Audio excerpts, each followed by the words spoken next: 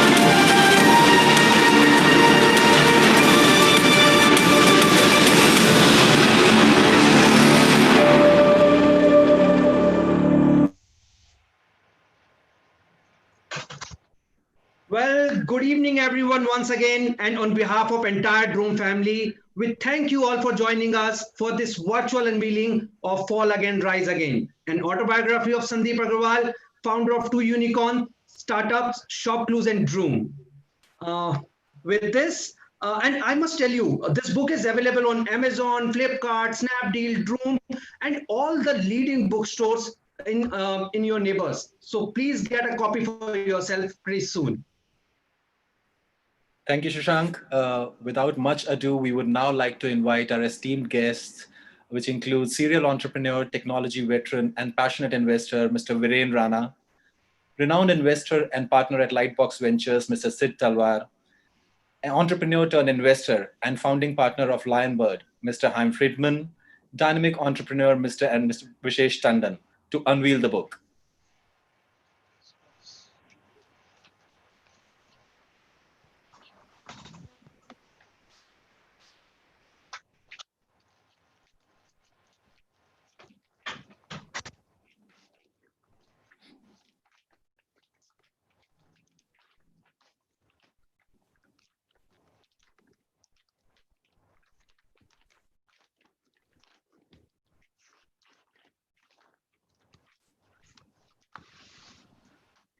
Wow, this is a great moment for the book unveiling. A big thanks to all the panelists. We thank all our esteemed guests for unveiling the book and all of those, all people, all friends, family who have joined us today for this unveiling. It's actually a surreal moment for all of us here at Droom. And I guess it's the same for all followers who have been, promoting the book across social media, and it's much awaited. Yeah, Rishabh, I'm really inspired and curious to get my copy of the book. So am I. Rishabh, I don't know about you, but I'm seriously very inspired. And but Rishabh, like the title says, "Fall Again, Rise Again." That reminds me, what's your fall again and rise again moment in your life? That's a great question, Shashank. I've been an entrepreneur, and I believe entrepreneurship is a long essay of failures, if I may put it, and it's punctuated by moments of success. I guess every entrepreneur will agree that building a startup is all about doing things that are against conventional wisdom, learning from the 99 failures that you get, and finding that one golden success. That's an entrepreneur story, Shashank. But how is it that have you ever thought about taking a plunge into entrepreneurship? Well, Rishabh, I'm already living the life of an entrepreneur, working with Sandeep, who fell several times but always rose with a bang. And his style of working, managing every problem fundamentally, boosting morale of his team, and encouraging them to be passionate for work and entrepreneurship ever. And that teaches me the traits of being an entrepreneur every day. And his one quote I always remember: if you can master four P's, process, people, policy, and platform, you can pretty much make any business successful. So with this, I'm living my entrepreneurship life. That's what. But with this, let's move on and let's hear to the next guest. As the Fall Again, Rise Again has been published by Rupa Publications, one of the India's oldest and most renowned publisher. Uh, Here is a short video message from Kapish Mehra, MD of Rupa Publications. Can we have that message, please? Sure. Very good evening to all the viewers of this virtual book launch, Fall Again, Rise Again by Sandeep Aggarwal. While there are many entrepreneurs that we know about, and many of them who've gone on to become successful, there are very few of them who've been able to accomplish what Sandeep has by breaking from the teeth of failure and trying to achieve what he has gone on to achieve, not just once but twice over. Forming a company, running it, and growing it are all three difficult things. But not only has he done all three of them, he has grown them to sizes which are unimaginable. Such is the perseverance, the honesty, the sincerity of Sandeep Aggarwal. It is not often that we come across personalities like him, and it is certainly a privilege for us to publish his journey. While interacting with Sandeep, one had the privilege of learning different aspects of his management style, something that he has showcased in his book. But a lot of it is really about gut, intuition, and sincerity. And I think Sandeep takes the cake for being somebody who's read every situation correctly and continues to do so. While there is so much for all of us to learn from Sandeep, I'm sure he can't part with himself for each one of us, which is where this book comes in. And thanks to this book, there is so much that we can learn from this story as well as that personality. I wish Sandeep and the entire team the very best for this book, and I'm sure it will be a huge success.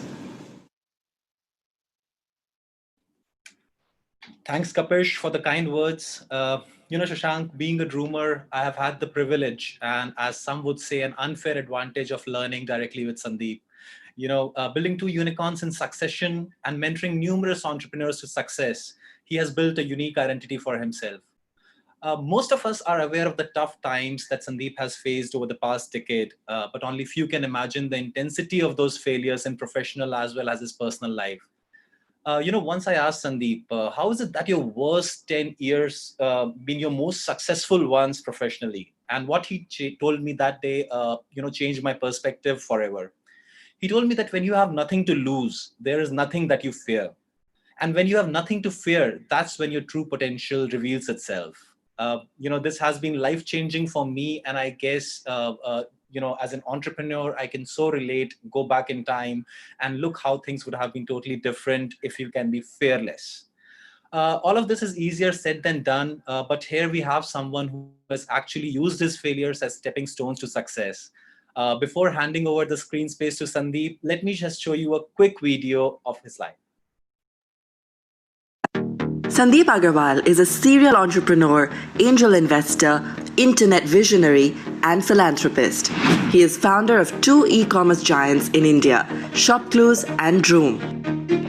Sandeep is also the founder of Sandeep Aggarwal Foundation. His mission is to build an inclusive India by addressing our nation's multifaceted development challenges and contribute to its collective aspirations. Sandeep Aggarwal Foundation is helping underprivileged children and women nationwide and promoting entrepreneurship. The story begins in a modest Aggarwal home. Sandeep was a moderate intellectual in his younger age. With his growing entrepreneurial urge in his college days, he flew to the US and rooted himself strongly into data and analytics. He found fame and success, but the entrepreneurial urge was pushing him to get more from life. He dropped out from his high-paying job with a vision to build an e-commerce marketplace in India. The journey from US to India was not simple, and he had to toil day and night to make his dream a reality. He had to carve his own niche, and then came ShopClues, an e-commerce marketplace mainly targeting Tier 2 and Tier 3 cities in India. We can say, in search of entrepreneurship, ShopClues found Sandeep. Post ShopClues, he set up his new venture, Droom. He is the first and foremost entrepreneur to boost entrepreneurship in India through MTV Dropout. Sandeep Aggarwal, with his youthful attitude, inimitable entrepreneurial skills, and a strong vision with Droomers, is jolting the used automobile market in India.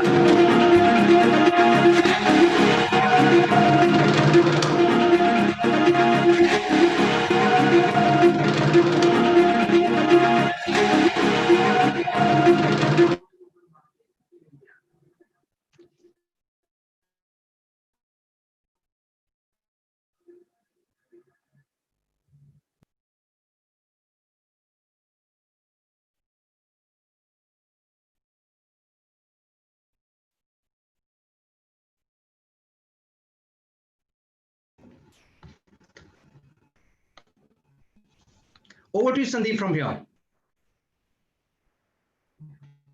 Good afternoon, good evening, good morning, whichever time zone you are. It is a very overwhelming moment for me to see a book coming, capturing my life journey, and especially last 10 years of entrepreneurship. Today, I complete 10 years as an entrepreneur. It was 10th October 2010, when on a flight back from India to San Francisco, where I lived prior to starting Shop Clues, in a flight when I thought that the regret of not creating India's first marketplace will be bigger than anything I gave up. And with that thought, I gave up my almost $1 million annual compensation job, a very rewarding high-profile career on Wall Street. I almost break investment theories and kept all my eggs into one basket called Shop Clues and moved first time to India with one-way ticket. This journey has been fairly rewarding, and it has its own share of ups and downs. But I cannot regret how I became part of the digital revolution in India, and on the way met thousands of ultra smart investors, team members, partners, merchants, sellers, and millions of customers. To begin with, I would like to thank and dedicate this book to my mother, Savitri Aggarwal, to my father, Rajkumar Aggarwal, and two of my boys, Ahan Aggarwal and Arjit Aggarwal. They have taught me so much. They have given me so much unconditional love and put a lot of direction and anchor to my life. I would also like to thank all of our panelists here, from Sid Talwar to Hein to Vishesh Tandon, Viren Rana, and my co-author, Sunny Sen.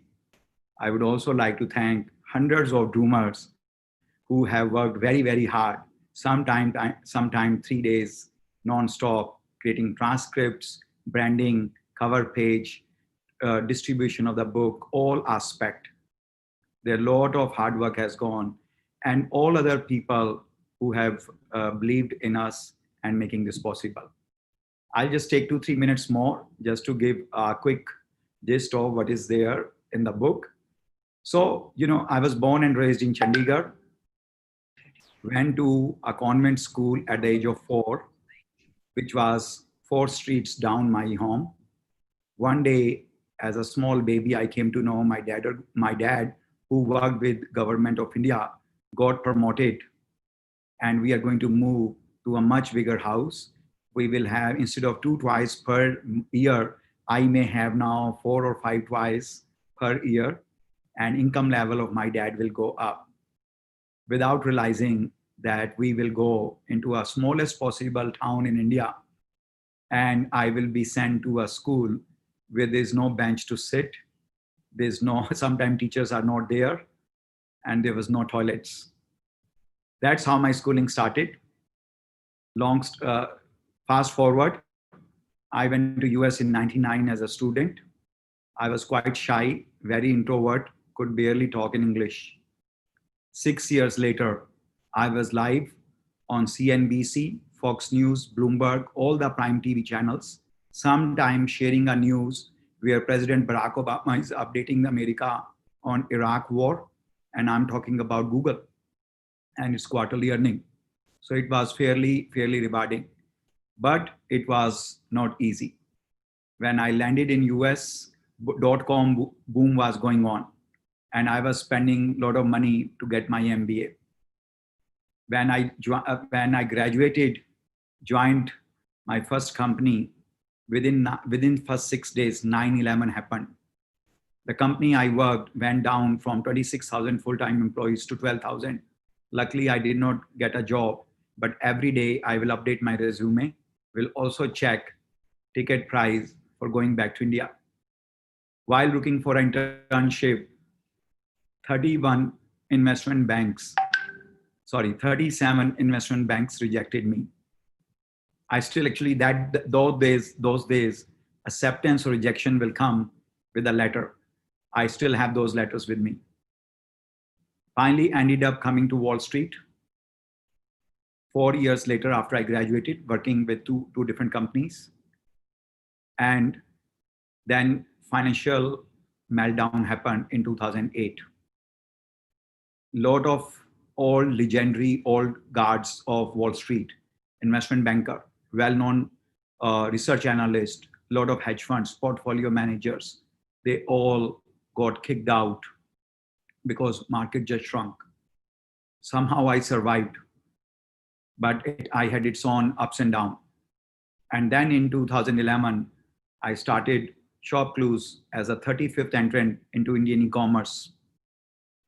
And there were already at least half dozen companies who had raised 50 million to 150 million. One or two companies were already speculated as a $1 billion company in the same category.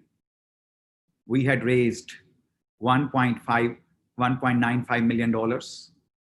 Some of that money came from Haim Friedman, who is part of the panel today. Some of that money came from Sid Talwar and his circle. And that's how we started. Within 6 months, we became fourth largest. And within 4 years, we became a $1 billion company. The day I thought we have arrived at ShopClues and it's a matter of time, the company will be $1 billion and IPO, I ran into a personal legal trouble in the United States. And it was very, very, it's very well captured online, very, very troubling. And I had to give up a lot of things, including living in US for 13 months, away from ShopClues, away from my family, friends, away from my parents. And then I came back and started Room. And we had all share of ups and downs. A lot of investors said, how can you do this? There are already a lot of online companies in automobile and the space is not good. And they were right. We have our share of ups and downs, but on the way, we met a lot of believers, investors who deeply believed in us, advisors who guided us nicely, and hundreds of doomers who brought their hard blood and sweat to change how automobile is bought and sold in India. Right? So very fortunate to be here. And the purpose of the book is really to show millions of youth in India through my story that if I can do it, so can you. Right? ShopClues became 5th unicorn in India, but total 31 VCs rejected the idea that India is not a country for marketplace. With one VC, I had so dreaded meeting that for 3 months, I did not even dare to become an entrepreneur, right? But one thing led to another, and that's how I took a plunge. So just my last 1 minute before we go to the panel is that, India is going through the renaissance of technology revolution. What is happening in India currently is among the 7 largest man-made modern history, social transformation, and wealth creation opportunity. Industrial revolution in 1715 Europe, gold rush in California, rise of United States in early 19th century on the back of automobile, plane, sugar, steel, oil, and multiple revolutions.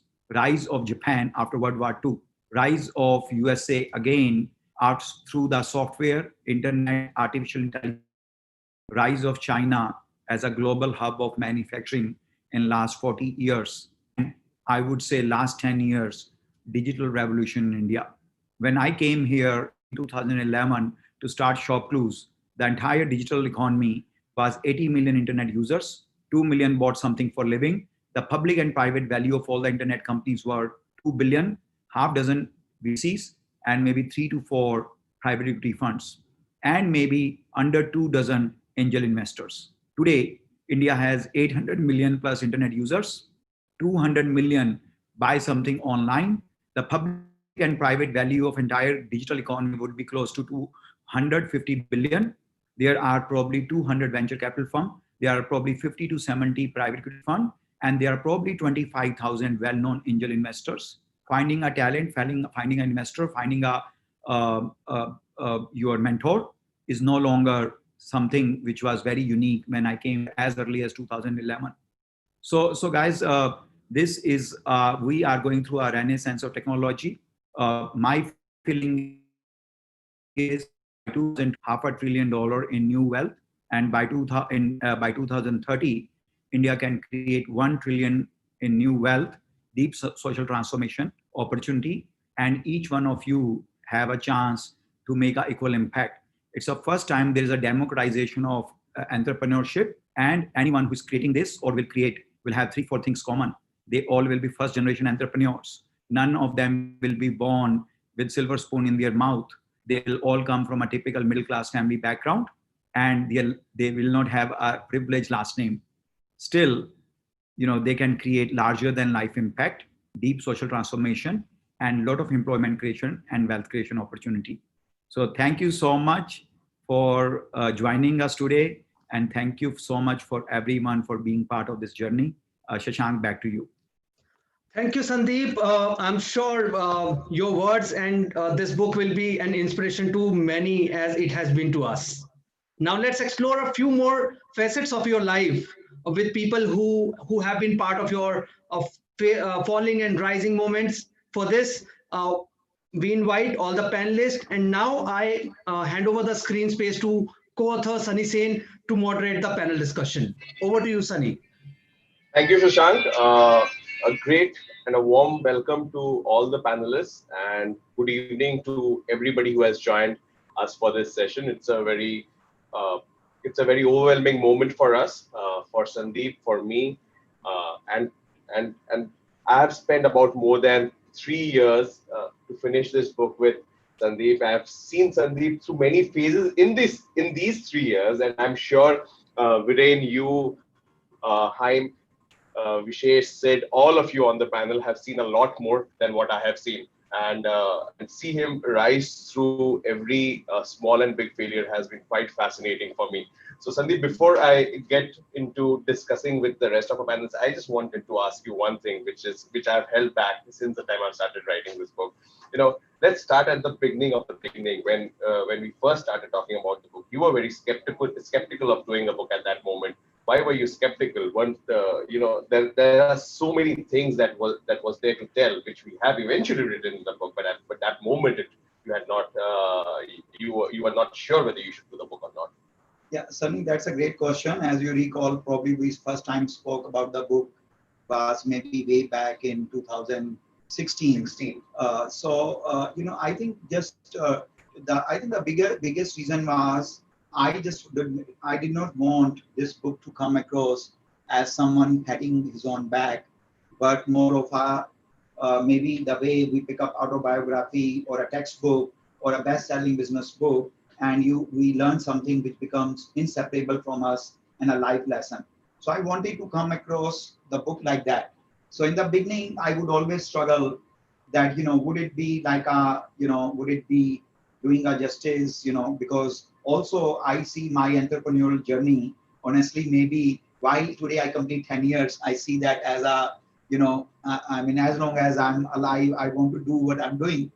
And, so I think these were the two struggles. One is that, it should truly come across as someone sharing a lesson or a learning encapsulate in a book.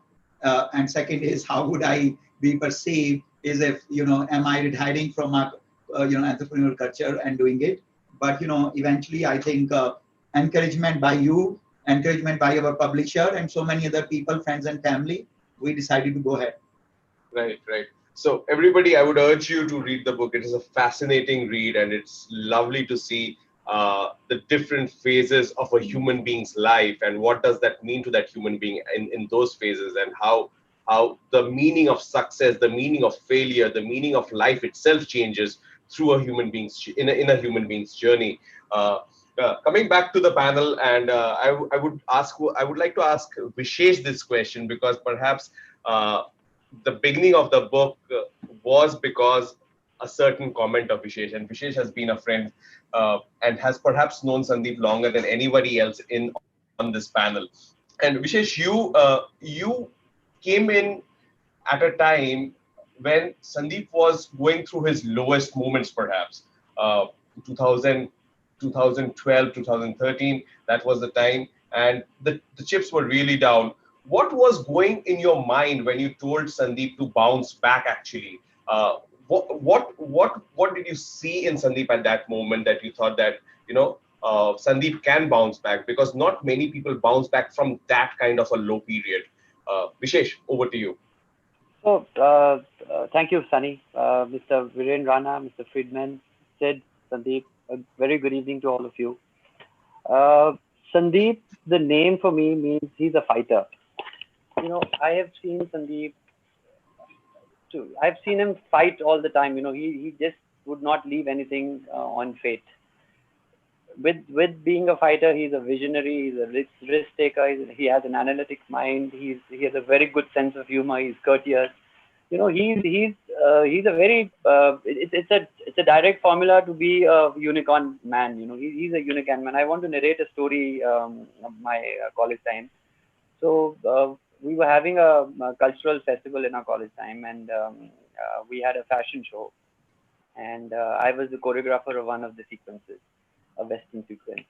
And we started the practice. I had three models coming from here and female models coming from here, and we started the practice. And Sandeep walks up to me and he says that, Vishesh, I want to be in this fashion show. So I said, Sandeep, we've already done with everything, and we've already started practice. So I think next time maybe. Next day again he walks up and he says that, no, Vishesh, I want to be in this fashion show. So I said, Sandeep, उधर dance Toons हो रहा है, तू उधर जाके dance कर ले वहाँ पे, you'll have something to do at the stage. Third day, what Sandeep does, he goes to the market, he buys a new pair of jeans, he buys a new leather shoes, he buys Ray-Ban aviator glasses, and next day when we were having a practice, he walks up to me on the stage and takes off his glasses like this and says, what do you say now? I just looked at him and I said, my God, Sandeep, you are my showstopper now. You would walk right in the center of the stage, and I had to take him. So he's a fighter. He whatever he has in his mind, he'd make sure that he'd do it. Later he says, I'm not walking alone. I need a partner. Where's my partner? So we had to find a partner for him then. So all I want to say is that the day I was in Delhi, I saw Sandeep low and down, and we have in Gujarat we have a festival called Uttarayan where we have that's a kite festival, and there are 2 days where we have this kite festival. This is on the 14th and the 15th. 14th, for all these years, 14th of January, there is no wind at all. There is zero wind, So every time we are on the terrace trying to fly the kite, we're just not able to fly the kite because there is no tailwind, there is no wind at all. And we wait for the 15th. 15 for years has been very windy. And with very easy, no effort, your kite flies. So I told him, I said, Sandeep, wait for your time. Your time will come, the winds will come, and you will fly your kite again. So just be ready with everything, and you'd be there, Sandeep. That's it. With this, I just want to, wish him all the luck for his new book and life. And thank you. Thank you so much. Thank you, Vishesh. So Sandeep doesn't give up. Sorry, can you just show the photograph, Shashank? Yeah, I can show show that, Vishesh. I can show that for you. Yeah. Let me just show the photograph Vishesh was talking about. So for everyone, this is the photograph. If you can see my screen now. And you can pretty much find out that where is Sandeep in this photograph. Yeah, the man with the aviator glasses on. I'm sure the only dude wearing the aviators in this picture. You can anyone can pretty much find out Sandeep in this picture. Yeah. Thanks a lot, Vishesh, for sharing this memorable picture from your library. Yeah. Thank you.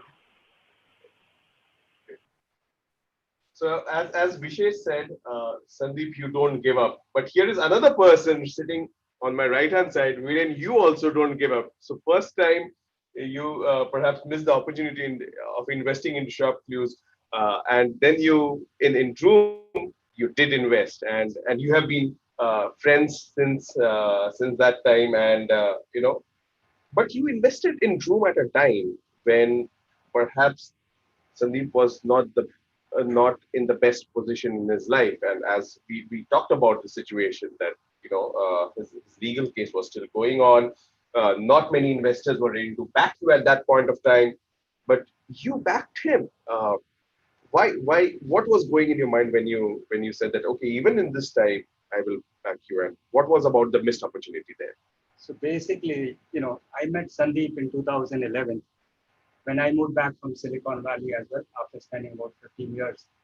And even though we lived a few kilometers apart there, we never met. We met here because our kids went to the same school and same class. And Sandeep had moved from US. We had moved from US. We would spend a lot of time on the weekends meeting each other. And I can tell you one thing about Sandeep is he's very frugal with investor money. This is a very key skill for me, and also he's very transparent and trustworthy. So I knew when this case happened that it was just a matter of Sandeep being at the wrong place at the wrong time. I had 100% trust in Sandeep, and in fact, I was going to invest in short news, but I just went for advice to a friend, and he advised against it. And there was one advice I took from that guy, and but when the second time around, Sandeep was starting Zoom. I called him. I said, "Hey, Sandeep, I would invest with you." And he said, "Viren, you know about the case?" I said, "Yeah." And I committed a certain amount. And I said, "Let's meet over lunch, and I want to hear more about this idea." And we met at the DLF Golf Club in Gurgaon over lunch. It was about an hour and a half lunch. And at the end of hour and a half, in fact, I told him, I said, I would double my investment. And 3 weeks later, I actually tripled my investment. And that's the kind of trust and belief I have in Sandeep. Great, great. So, Sandeep, since we are talking about trust, since we are talking about belief, there's also this huge aspect of self-belief, confidence that you need to have to bounce back again and again. Tell me something about what is failure for you, and how do you define it, and every time how do you recalibrate yourself when you fail? See, Sunny, honestly, look, while absolutely, I think if I have 3 successes under my belt, I probably have 30 failures, under my belt too. I think first of all, look, some of my laws, I don't want to sound like a victim, but some of my laws were really low. They kind of reminded me that there are only 2-3 situations which are probably better than where I am in my life. One, I'm not dead. One, I don't have a deadly disease where I'm declared to be dead in a few months, or I have not lost my vital organs. Like literally, my 1 or 2 laws were like that. And that time, I think the biggest thing which gave me strength is that never, the worst thing human being can do is to put themselves in a self-pity or self-miserable situation. And second thing is you can never let hope go away. I had really, like, some places it was very difficult to see the light at the end of the tunnel. But I think these 2 things helped me. And that in general, when you become entrepreneur, whether, you are raising money, building a new product, capturing something, building a new channel, going to another country, you will always have a series of failures. And in my view, failures are just one version before you achieve a success. Right. So, I think that, failures have always taught you to bounce back in a stronger manner, right? So, and perhaps Doom was a perfect example of that. And talking of Doom, I just wanted to take this opportunity to ask Sid Talwar. Sid, you have only made your relationship with Sandeep stronger over the years. When Shopclues happened, you invested in your personal capacity, and some of your friends invested in Shopclues. But in Droom, your Lightbox, a fund that you represent, the fund, even Lightbox invested in Droom, and is perhaps one of the largest investors, one of the largest stakeholders in Droom. How have you seen Sandeep evolve as an entrepreneur? Can you give some deep insights about Sandeep Sandeep as a human being and a businessman and an entrepreneur himself? Are there any special takeaways that we can have here? Sure. I think actually it's interesting. The middle part was that I also had an opportunity to invest like Vishesh and Viren and Haim, who is I think the only angel investor in both Shop Clues and Room, in Room's angel round, which I of course said no. Sandeep, oh my God, I don't think I can do that. And regret that that opportunity a lot over the years that followed. But I think one thing about Sandeep is that as much as he understands so much about what he's doing, and he can explain it very well. If you spend a lot of time with Sandeep, one thing you can do is, and he loves to explain it. He loves to be able to showcase to you exactly the steps that you're going to take to be able to become successful in doing whatever it is that you're doing. He is always learning. And I think that that's a humongous benefit for anyone in entrepreneurship. And so that was something that he always had. He was always ready to listen. He was always ready to he doesn't always have to agree with you, but he always heard you out. He always considered it. And he always came back and said, either I agree with you or, I don't agree. And these are the reasons. Over the years, I think the one thing that,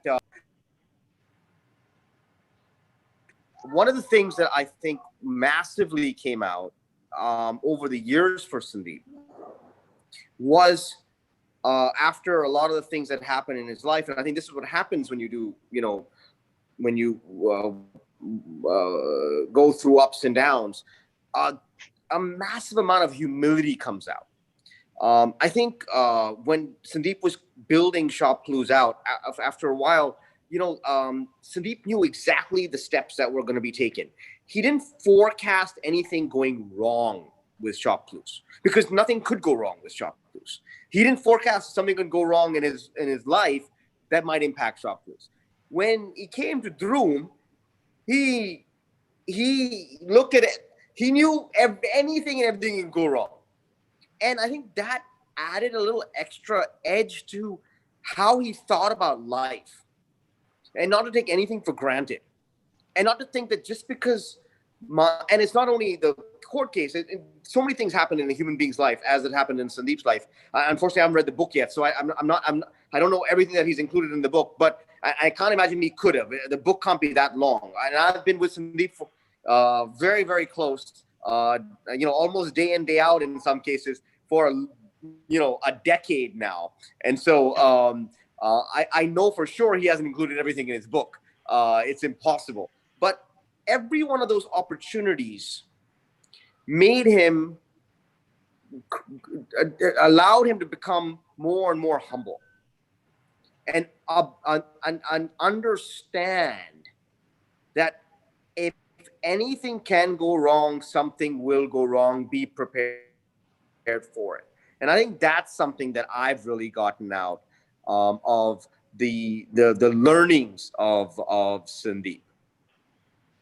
So, knowingly, unknowingly, do you sometimes, so you as a venture capitalist, you invest in so many startups in multiple stages, at multiple stages of their companies.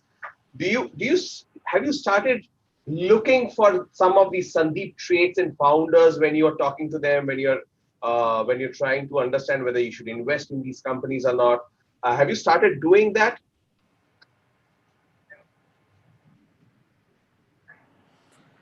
So I don't think it's fair to try to look for certain, traits of a certain individual in others. But one thing that, we use this word passion a lot. And sometimes more and more frivolously. And I think one of the things that I've learned, more so from Sandeep, because I've known Sandeep for a majority of my investing life, is passion truly comes out when your chips are down. And because when chips are up, you're like, you got this the wind behind you. So you just kind of at it. But when chips are down and you got to get back up, that's true passion for something that you're doing when you're building. And I think one of the things I try to, evaluate in entrepreneurs, and I'm still learning to do it. It's just difficult to do. I mean, and I think I will over time, but I do try to look for how they will be when the chips are down.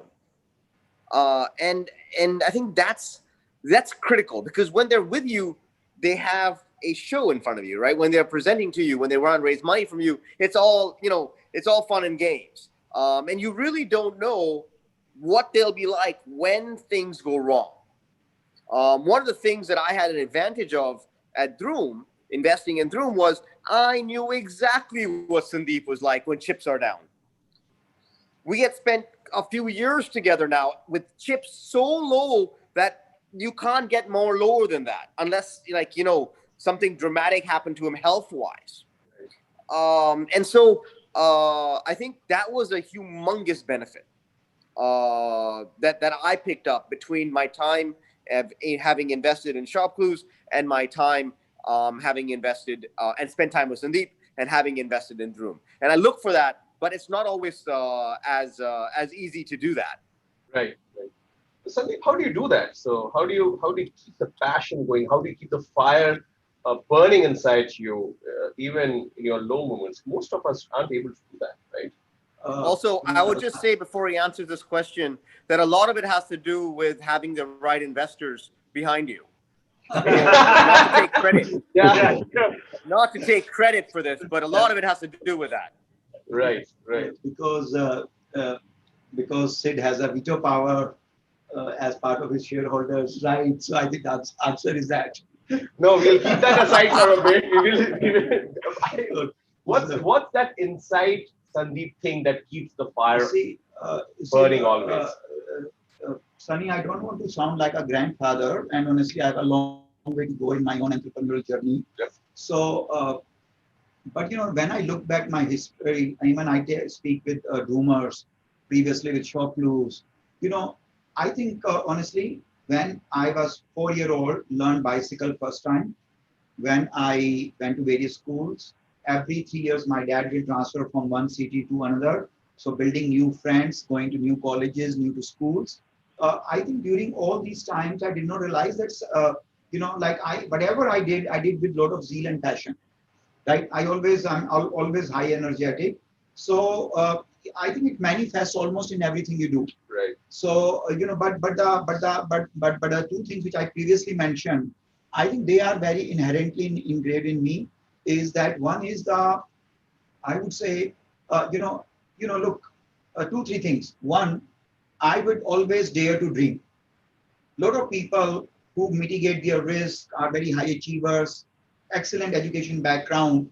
They will want everything perfect and everything almost like while Sid gave me a lot of credit in terms of really projecting what is next and how that we will build company. I think that comes from a lot of involvement and passion. But I would say I would take my chances. Right. Second is, I usually on that, maybe some people may call it stubborn, but I won't give up. Right? I just won't give up. So if you ask me to run a 20-second race with 20 people, I'll be probably 20th. But only thing is 3 years later, maybe half of them have given up, but I won't be. Right. And then and one more thing I would say is just I believe in this power of prototype. Right? So everything gets better as you put in more time and you keep on looking and slicing and dicing that same thing again and again. So I think combination of these 3 things, like my passion is not something which I have built to be a good entrepreneur. I think it was there in everything I did. Right. Right. I played at a district level, at a state level for Haryana, badminton and cricket. I was very, very passionate. I used to play 9 to 11 hours per day. Right. My mother would feel worried that why don't you spend the same amount of time in studies. Right. So I think passion was something probably, I think somehow, whatever reference points I got it. And the other 2 things is not just, believing, not giving up and getting better as a prototype.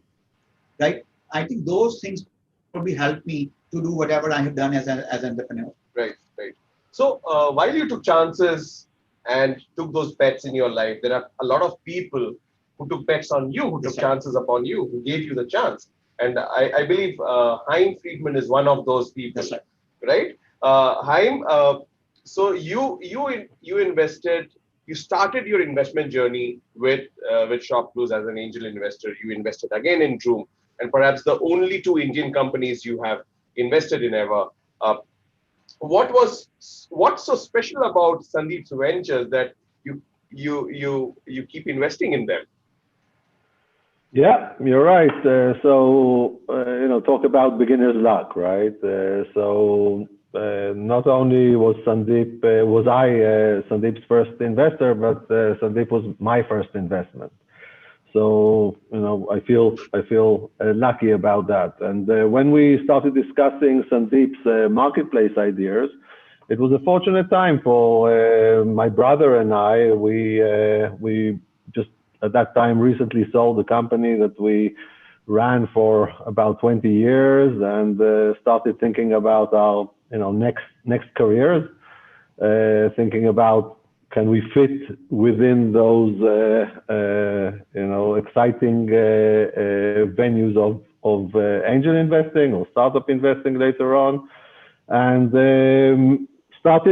we kept. It's not a fairy tale story, or it's not as if Sandeep. I just met him and in an elevator, and we made the investment. We knew Sandeep about 4 or 5 years before that, very intimately.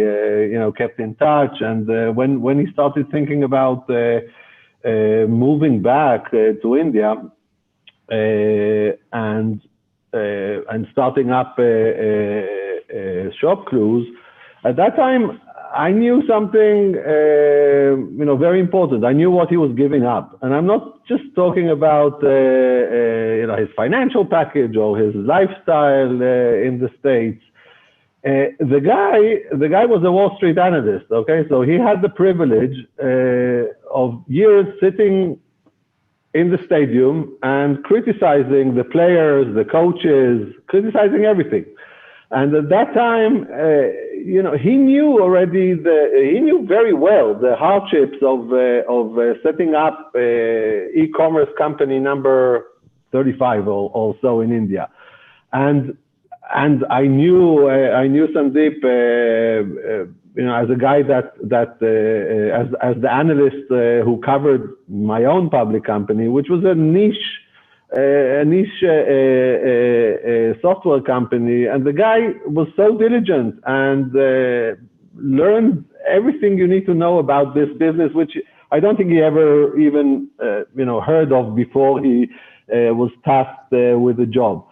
So given all that, and given the impressions of him being super analytical and a real straight shooter, I felt that if it's good enough for Sandeep, it's good enough for us, and that's how we decided to back him first. And yes, and then again in Droom, it was even more apparent. And yes, I mean, we are the high touch, high conviction type of investors. We don't do many investments. We feel we have to be always available for our partners, our founders, and be meaningfully involved with them. And for that, we need to understand and have first-hand experience in their environment. So, said that, we can only do that in locales that we have that experience, and for us, it's Israel and the US. But, the types of relationships that are developed with founders are kind of sibling type relationships, okay? Being the elder brother, although in many cases, we're the age of being their fathers. But after saying all I've said about Sandeep, we felt that with Sandeep, this could be a long distance type sibling relationship. And that's how we decided to start this, and haven't regretted it Right, right. So since we are talking about failures, since we are talking about bouncing back from failures, and the book is primarily about fall and rise in an individual's life, and every time how do you do that, and how do you repeat that thing again and again. So I would like to take this opportunity to ask at least one question on failure from each one of you. And Viren, you are here, so I will start with you because you have also been investing in so many more startups. And do you have this conversation with startup founders on how should they deal with failures? And I'm sure that many companies that you have invested in would have gone through their rough patches, right? So, what is the kind of conversation? What do you tell founders to do? I think it's about basically, looking at what the founders have learned from their experience, right? And do they actually have the DNA to fight back, go and do it again? I think that's the key thing that I look for when I try to reinvest in somebody else again. And as a share of my investments, I've had some that have been successful, some that have closed down. But I think that's important. Also, you see the passion, right? And the transparency, the trust, uh, the basically vision and strategy and execution skills, right? So a lot of these things you see and you say, okay, this person passes on these 3, 4, 5 skills, but he doesn't have this skill to fight back. Then you say, okay, this is not someone that I want to reinvest again. And clearly Sandeep has that DNA, a person who is always willing to fight back. And I can say even during the COVID times, how he has been able to transform Room, I think could just be, there can be a book and a case study on that itself. Right, right. I think Harvard Business Review should do that case study for sure. So, because I know a little bit about that and how do you manage every small things inside Room during this COVID times, and looked at new business models, opportunities, and that's amazing. But that's for another time. Uh, Sid, I'll get back to you on this one. In the startup world, there are so many failures that keep on happening. About 80 to 90% uh, of businesses that start, they fail in the startup universe. From an investor lens, can you tell us the importance of staying resilient despite failures, and how should founders keep their eye on the end goal always, and keep the distractions of failures out of their success path? Is there a formula around it? So, failure is a very big word. And I think if you take it up into smaller stacks, if there are changes in direction that you need to make as a company, and we've made many changes since Sandeep's original business plan at ShopClues, and definitely over the last 6 years in Droom. And we've had to make adjustments, and even during this pandemic right now, Droom today as a business is far more resilient than Droom in 2020 February or March. And we wouldn't have known that in March 2020. So you can keep making small changes. And during the time that you make the changes, you feel like, things are not doing well, and what you should do. But a lot of times, people can't decide that what they're doing is just completely wrong, and they just continue trying to do it. And I think I would rather them just fail and start over again than trying to make massive pivots in one's business. And I think that's one big learning that's happened for me. It's very difficult for an entrepreneur a lot of times, and I've been an entrepreneur in my life. I'm still an entrepreneur because I don't work for another company. We raise our own money and deploy it as a fund. It's very difficult to say, oh my God, I'm going to lose my company. Oh my God, I cannot believe that that's going to happen. And, in the beginning of this session, I think it was Shashank or not sure if it was Shashank or not, but he said Sandeep had told him that, whatever had happened to him and made him fearless. It's a very powerful word, and I don't know how much Shashank understood of it or not, but I'll tell you, I understand that word and Sandeep's using that word very, very well, because I've seen it. I don't need Sandeep to tell me that. Fearless means I'm going to go out there, and if I fail, I fail. And as an investor, please be clear. I'm going to do things a certain way, and if it doesn't work, then it doesn't work. I'm sorry. And if you can't take that kind of risk with me, don't do it. Don't take the risk. I'm going to do it this way. There are many ways of doing it. I think they're all wrong, and we should do it this way. And I think that kind of fearlessness is really what you're looking for. And to be fearless about failure is paramount. Because if you're going to go down a road that's going to be an elongated path to failure, I think because you keep trying to change your business, but don't understand those changes as well as you understood the core business that you tried to start, it's going to be a painful road with no good outcome. So I think that's one big part of how I think about this. Right. Great. So we are running out of time, so I'll quickly ask one question to Haim, and I'll wrap this thing up. So you have over the past about close to about a decade, in the last 1 decade, you have invested in so many companies yourself.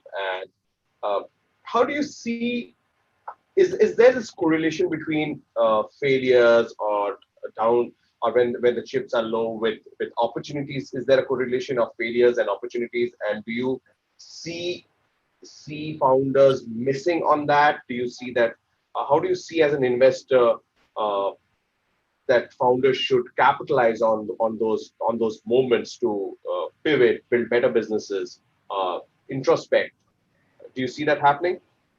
Yeah, of course. I mean, it's not a mistake that the title of the book is Fall and Rise, right? I mean, those are two opportunities for founders that have been working their past life, whatever that period is, on something. This is the opportunity to if it's a major fail or major rise, right? It's an opportunity to get feedback on what they've been doing, what they've been working on their product market fit, on the team that they've created, on the dynamics between the team, on the financial engineering or planning, and whatnot. So definitely that's a super important feedback for deciding, can I fix this? And I relate a lot to what Sid has been saying, and always bring up this question because you have a lot of very stubborn founders out there that cannot fail in their personality. And the big question is, okay, you have a new idea, you can pivot it, you learned a lot.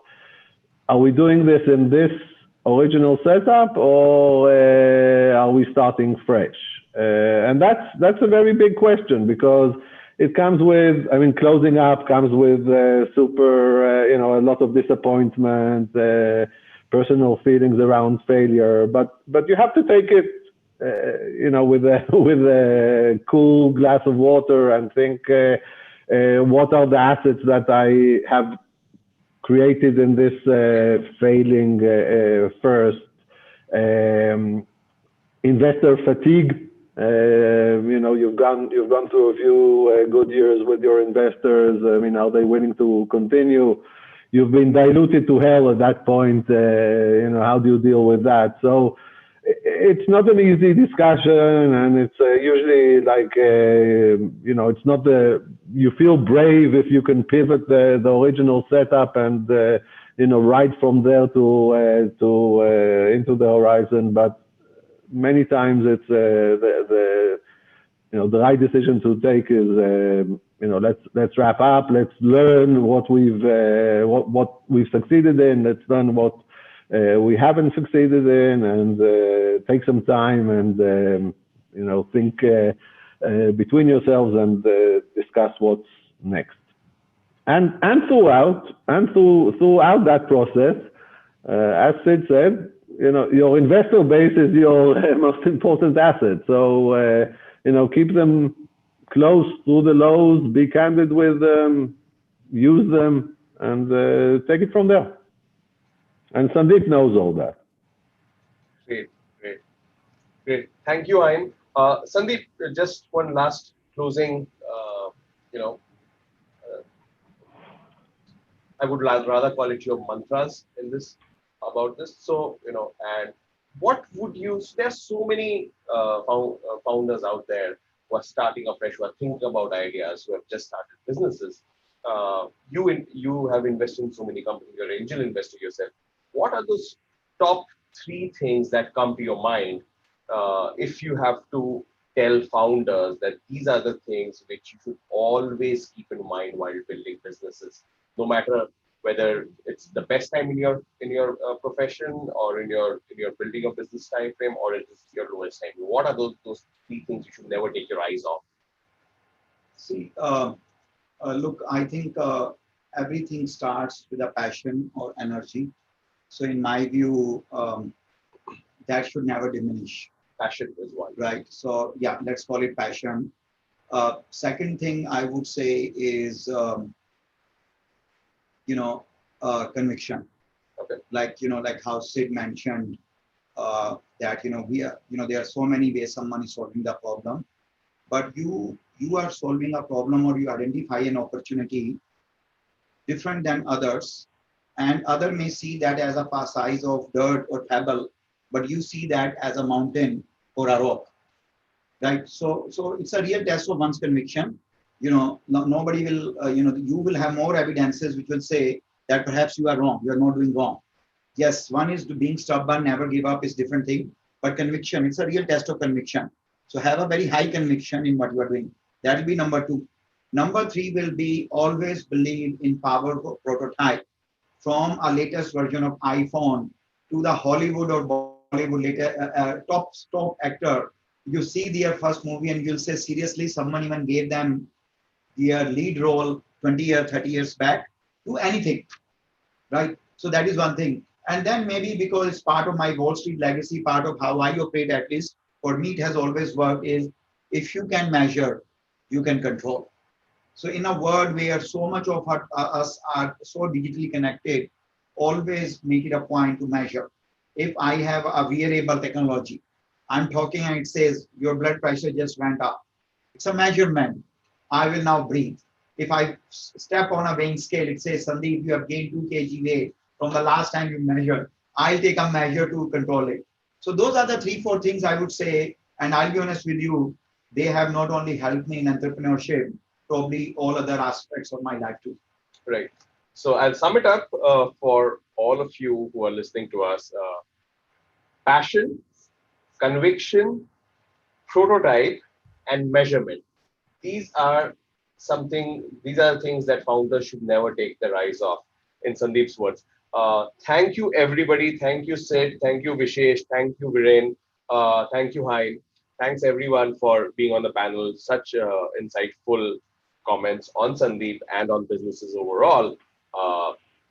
Everybody listening to us, I believe that this book not only gives insight into Sandeep's life, but also has a lot of nostalgia, because we went through different eras while writing the book, whether it's the Lehman Brothers crisis or the dot-com bust at the turn of the century, or even when the pre-liberalization era and the post-liberalization era of the country, and now the new technology rush that we are seeing. So there are multiple bygone eras and beautiful nuggets and anecdotes of those times that you will find in this book. Both Sandeep and I believe that there is something interesting for each one of you who will read this book, and I'm hopeful that all of you will find this book a worthy read. Thank you, Sandeep. And Thank you very much. Thank you. Thanks a lot. Thanks to all the panelists, and thanks a lot, Sunny, for moderating the session. Thank you, Shashank. Now, moving on, we have got a very small quiz for our attendees. It's a very interesting way, and we wanted to keep it engaging. So let me just quickly tell you the rule. There will be a question. Question will display on your screen, and each question will have certain option. You need to choose the right one, and you will get a 30-second time to answer each question. And I'll take my colleague Isha Aggarwal help for this, because if in KBC, Computerji knows each and every question and answer. Host doesn't know anything, like the case with me. So I'll take my colleague Isha help. Isha, if we can have, and one more thing, people who were listening very focusedly since beginning, they will definitely be able to answer each question, because the answers were like there in the discussions only. So with this, Isha, if we can have first question of the quiz. Sure, Shashank.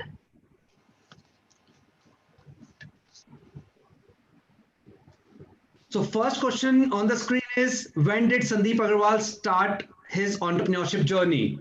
10th October 2010, 5th July 2012, 14th April 2014, 8th December 2013.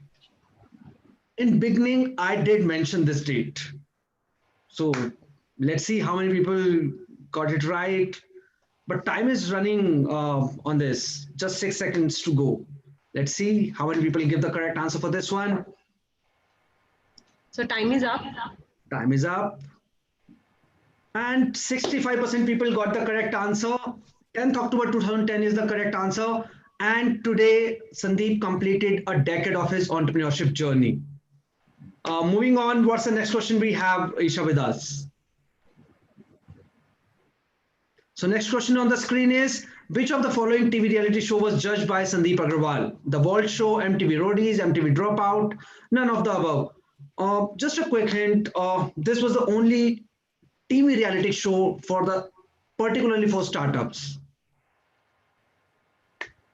Let's see how many people got the correct answer for this one. Time is running for this as well. 6 seconds to go. And time is up for this. 71% people got the correct answer. MTV Dropout was a TV reality show where Sandeep acted as judge. Let's see what's the next question we have in our quiz today. Next question on your screen is, in which year Shop Clues was founded? The first venture where him also invested, Lightbox invested, and Sandeep's first venture. Let's see how many people catch the correct answer. And Sandeep did mention in his speech multiple times. Ham also mentioned. And time is running out for this as well. Just 2 more seconds to go. And time is up. 52% people got the correct answer. 2011 is the year when Shop Clues was founded. Let's see how many. What's the next question we have with us? Next question is, when was Droom founded? The second venture by Sandeep. Let's see how many people got the answer for this one. April 2014, November 2014, January 2015, or December 2015. This should be an easy one. I'm expecting a better answer for this one because I've been talked multiple times in this session. Time is running out for this as well, and it's almost up. 66% people got the correct answer. April 2014 is the timeline when Droom was founded. What's the last question of the quiz we have, Isha, with us? So last question on the screen is, Fall Again, Rise Again evening is, Shop Clues was dash entrant in the Unicorn Club of Indian Startup Community. You have to tell whether it was 3rd, 4th, 5th or 6th, which entrant in the Unicorn Club. And just a small hint, Shop Clues was the fastest entry in Unicorn Club. Let's see how many people got the correct answer for this one. 2 more seconds to go. And time is up. 32% people got the correct answer. Fourth is the fourth entrant is the right answer. Shopclue was the fourth entrant in the Unicorn Club of Indian startup community. With this, I would like to thank Isha. Thank you, Isha, for helping me with this quiz. I hope our attendees, our guests, liked playing this quiz. We'll move to the Q&A section now. Thank you, Shashank and Isha. It was indeed very interesting, and I guess our audience got a great chance to engage. So moving on with the audience engagement itself, Sandeep, there are a few questions that we would take. There have been hundreds of questions pouring for you, but in the interest of time, we will be taking 3 questions from the audience, and we would love to hear your words on that. The first question I'm taking is from Radhika. And she has to ask, what motivated you to pen down your real life experiences into a book? Well, as I mentioned, Sunny asked that question. We kind of thought of this book since 2016. And really the idea of penning down these experiences, India is going through the renaissance of technological revolution, digital-led economy revolution, very similar to what we have seen in the United States since the founding of Hewlett-Packard and around 1956, what is happening in China for the last 20 years. Last 10 years, I've been very fortunate to be part of that. And, we come across hundreds of different budding entrepreneurs, a lot of people who have a cushy, nice, comfortable, highly rewarding career in a corporate setting, which they build for years of investment, but want to participate in this. And so many people may not have a privilege of, let's say, going to Silicon Valley, studying America, or maybe coming from second tier, third tier, fourth tier cities in India. How do you basically tell them something that it is possible? I think sharing a real life example is probably much more realistic versus telling them it's possible. So this book is really about sharing a story of all the ups and downs, a very simple middle class family background upbringing, and not all the odds in one's favor. And still, it's not like that, as they say, it's better to be lucky than smart, that everything was just working out in one's favor. So giving all that flavor, and even if can ignite the fire in 6 people who can jump the bandwagon and can think about becoming an entrepreneur, and also if it can help people understand that it is okay to fail, but how Viren said, how do you emerge from that? What is your learning from that? That is the purpose of the book. Thank you, Sandeep. And being a reader who has already had a chance to go through the book, I can very well say that this is a book for everyone, who wants to understand how do you, come up from failures, and especially in the current time of the pandemic, when economies, governments, companies, people, everyone is failing. It's an opportune moment, and we thank you for, sharing your insights with us. The next question that we have is from Mohit Ahuja.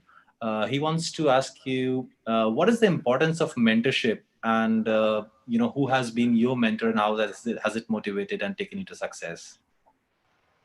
Thank you, Mohit. Guys, I think, the best part, when you raise capital, I think capital is not the main thing you get. The person who is giving you capital knows a few things for sure, which you do not know. So one is, I was very fortunate to get mentorship from Viren, from Hein, from Sid, from Vishesh. And if I combine those 2 companies together, dozens and dozens of investors, right? When I did not even become an entrepreneur, I remember in Silicon Valley, I would be attending industry conferences. I would be always very hungry meeting a founder or a technology entrepreneur, that how did you go about it? What were the hurdles? And so on. So the role of mentorship is very, very important. And what it does is it gives you that confidence that something is possible. or it sometimes gives you a much needed endorsement that whatever is happening to you is expected rather than only uniquely happening to you. Because once you know, see, because like, for example, when someone becomes first-time parent, the kid is crying, the new parents, I'm sure Sunny, who became parent in recent years, he would like, you would be really under tremendous stress. Why the baby is crying? Why is not sleeping? But the grandmother will say, oh, maybe the tummy is upset, maybe he's not sleeping, change his diaper. Right? So same way, a mentor actually can serve as an anchor, can guide you, and lot of time tell you that this is expected. But your karma, your learning, your resilience is inseparable from you. And when it is combined with when it is combined with a good mentor, can help you unleash your true potential. Thank you for the answer, Sandeep, and thanks for being a mentor to all of us. We really appreciate it and are grateful.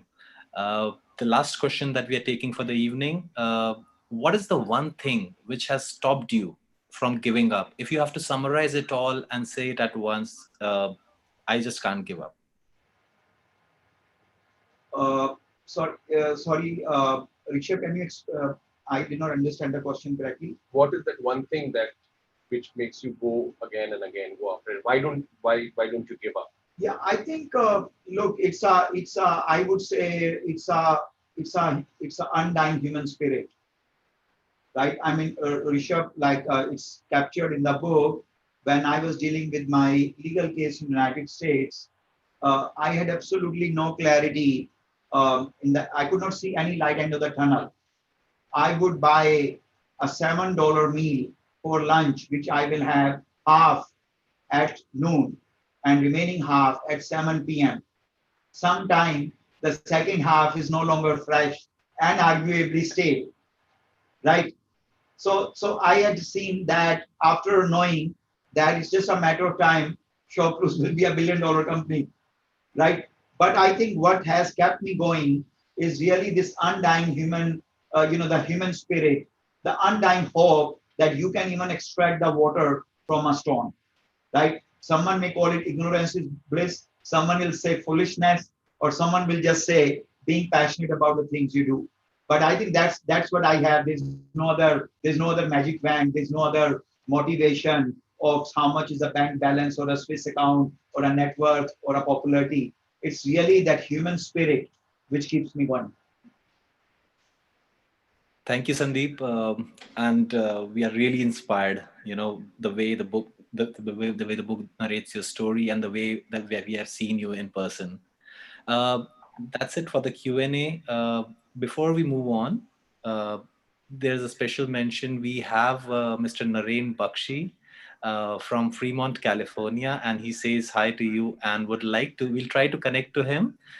He has known Sandeep since his days in the US, and he wanted to just say a couple of lines. So we'll try to connect to Mr. Naren.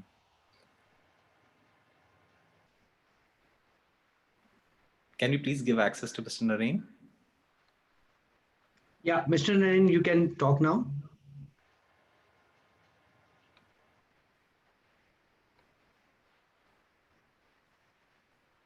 Hi, Mr. Naren.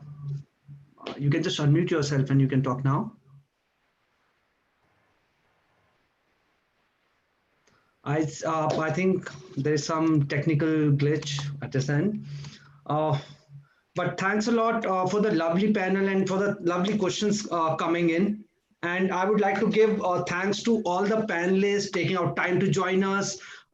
Thanks to Sunny. Thanks a lot to Sandeep. Sandeep, you through your panel, through your even giving answers to so many questions, every time you motivate us and every time you give a push to each and every budding entrepreneur in this country to take a plunge for the entrepreneurship. A big thanks to all for joining us today. And I would like to just mention one more time that the book is available for sales on Amazon, Flipkart, Droom, and so many bookstores near you. Pick your copy. And one more thing, that the first few thousand copies would be coming with the author signed copy. So get your copy at the earliest. But thanks a lot for joining us for this great evening. and have a great weekend, everyone. Thanks a lot for joining us. Thank you, everyone. Good evening and have a great weekend. Thank you. Thank you. Thank you, Sandeep. Thank you. Thank you. Thank